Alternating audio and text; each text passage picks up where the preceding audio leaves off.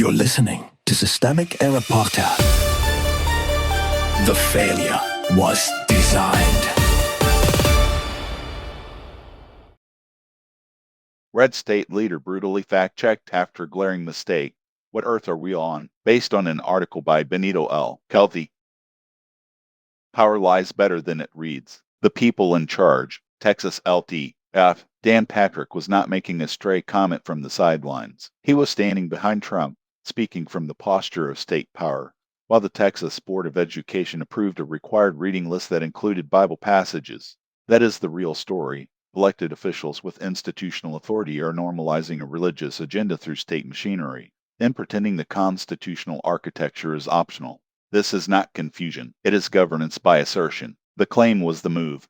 Patrick's line that separation of church and state is not in the Constitution is not an innocent mistake waiting for a civics lesson. It is a political signal. The claim reframes a settled constitutional constraint as if it were a liberal myth, which gives officials room to smuggle sectarian preferences into public institutions while claiming they are merely correcting the record. The Constitution does contain the relevant protection. The First Amendment starts with a ban on laws respecting an establishment of religion. Patrick's wording tries to move the debate away from that text and into a fake technicality. That is the trick. Deny the phrase, erase the principle. The article's weak spot. The reporting does its job by including immediate corrections, but the larger frame still risks treating this as a dumb fact-check circus. That is too soft. The issue is not whether a politician can recite the slogan accurately. The issue is that public officials are using state power to advance a religious program and then laundering it through ignorance theater. If this were just a verbal slip, it would deserve a shrug. Instead,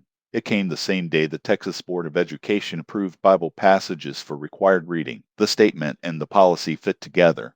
Who gets blamed? The predictable online pile-on lands on the claim itself, and that is useful, but it can also hide the decision-makers. The weak actors in the story are the citizens and commentators forced into real-time correction duty. The strong actors are the ones making institutional choices, Texas officials, the Education Board, and the political coalition that wants public schools to reflect a preferred theology. That matters because misdirection is built into the power structure. Officials say something provably false. Critics rush to explain the basics, and the underlying policy advances anyway. What this pattern is. This is not merely anti-constitutional rhetoric. It is a familiar form of conservative statecraft. Use bad faith legal claims to make authoritarian or sectarian policy sound like common sense. First deny the principle, then test the institutions, then make the violation look normal enough that opposition sounds eccentric.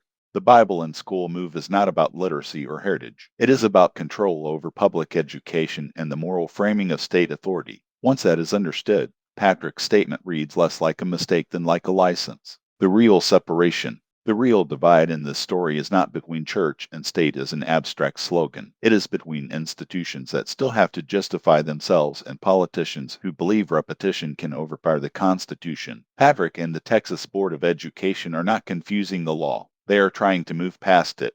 That is the pattern, not ignorance, but deliberate erosion dressed up as correction. You've been listening to Systemic Error. Thanks to Raw Story for today's article. With the automated voice of Joe, thanks for listening.